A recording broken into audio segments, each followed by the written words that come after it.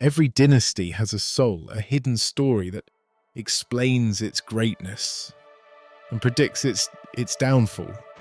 For House Targaryen, that story is about four brothers, a drunk plagued by prophetic nightmares, a cruel madman who thought he was a dragon, a quiet scholar who would one day guide a Lord Commander, and a reluctant boy who would become a king. Their paths crashed together at a single tourney, and their clash of ambition, madness, and duty lit the fuse on the secrets and tragedies that led straight to Game of Thrones. This is the story of how the soul of House Targaryen was laid bare, long before anyone had ever heard of Daenerys.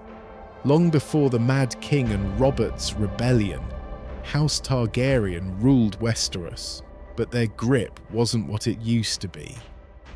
The dragons were gone, and the family's infamous extremes, prophetic visions, a god complex, and a terrifying madness were starting to fester. This was clearest in the sons of Prince Maester Targaryen, a hard-as-nails warrior and the fourth son of a king. Maester, a man always stuck in the shadow of his heroic older brother Baelor, raised four sons who each embodied a different, dangerous piece of the Targaryen legacy. First, there was Daeron, the eldest, better known as Daeron the Drunken. He was a prince who was more interested in the bottom of a wine cup than any royal duty. He was sickly and haunted by prophetic dragon dreams that, instead of offering guidance, seemed to just drive him deeper into despair.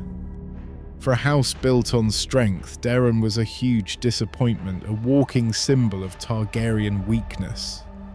Next came Aerion, who called himself Brightflame but was privately known as Aerion the Monstrous. Where Daeron was weak, Aerion was terrifyingly strong. He was cruel, arrogant, and gripped by the most dangerous Targaryen delusion of all, that he was more dragon than man. This belief fueled his sadism, and he was a monster to everyone except his father, who only saw a confident, strong-willed son.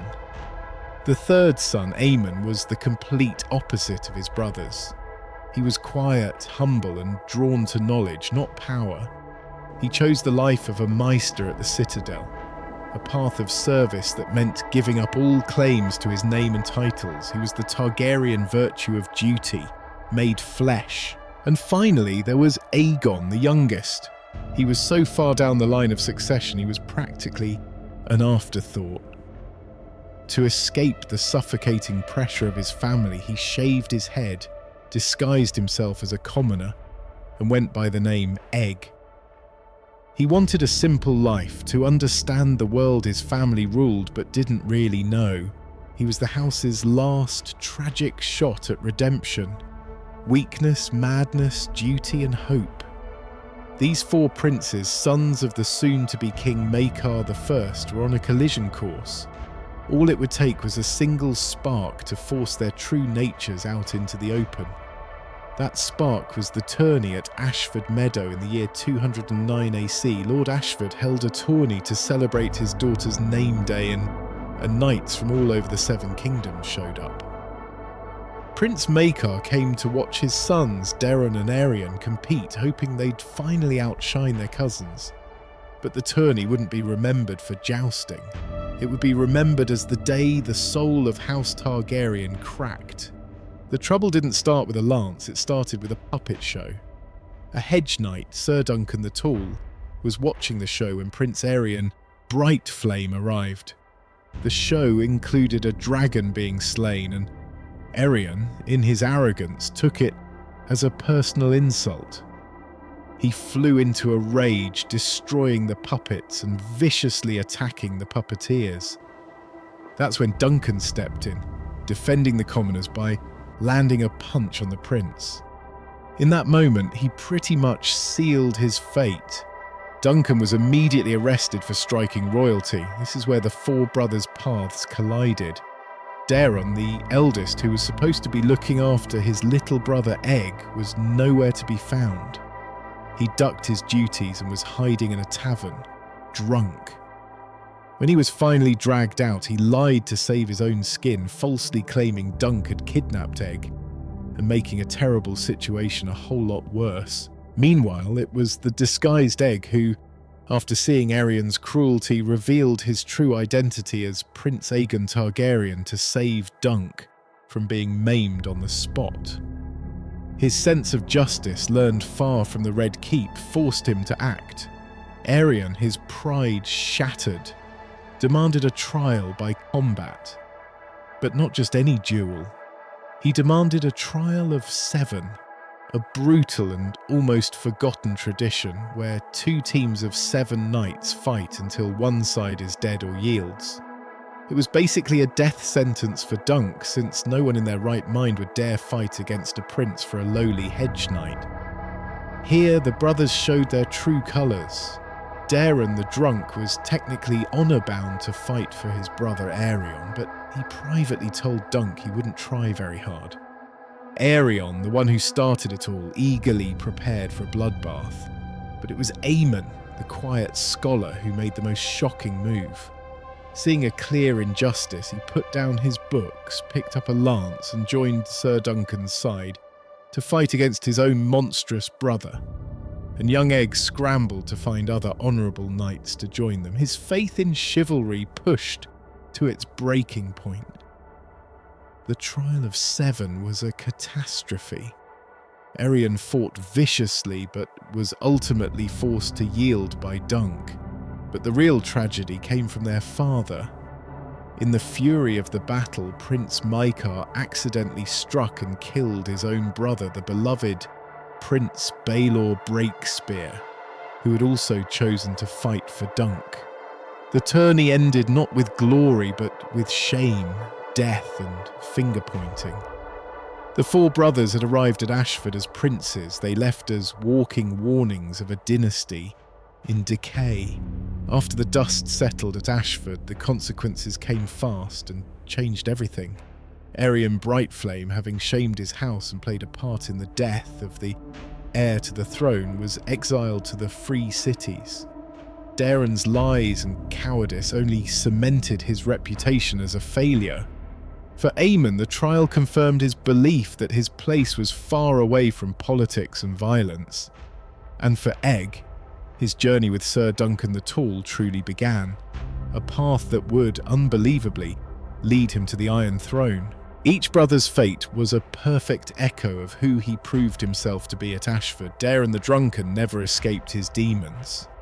Plagued by prophetic dreams he couldn't understand and a thirst he couldn't quench, he lived a short, miserable life. He eventually died from a pox, leaving behind a simple-minded daughter and a legacy of weakness. His death before his father would later help spark a major succession crisis. Aerion's madness only got worse in exile.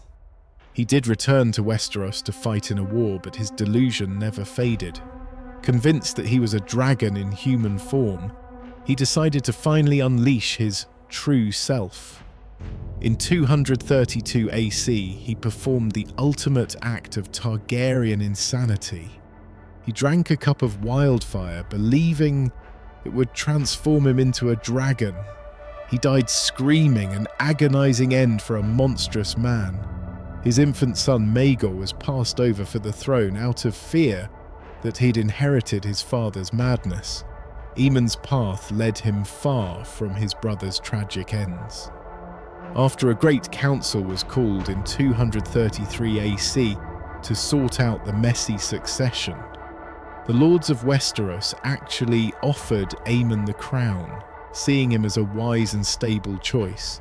He refused. To make sure his younger brother Aegon could rule without challenge and to prevent himself from ever being used as a political pawn, Aemon made a choice that sealed his place in history. He joined the Night's Watch, forever giving up his name and titles. He travelled to the Wall, where he would serve for the rest of his very long life as Maester Aemon, the wise blind counsellor to generations of Lord Commanders, including Jon Snow. And finally, there was Aegon Targaryen. With his brothers dead or unsuitable, the Great Council chose the fourth son of a fourth son to rule. He became King Aegon V, known as the Unlikely King. Shaped by his years on the road with Dunk, he was a ruler unlike any other.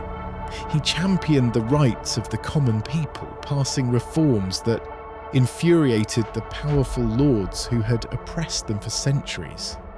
But his noble goals were met with bitter resistance. Aegon V's reign was a constant uphill battle. The lords of Westeros fought his reforms, and his own children defied him by marrying for love instead of political alliance, leaving the crown dangerously isolated.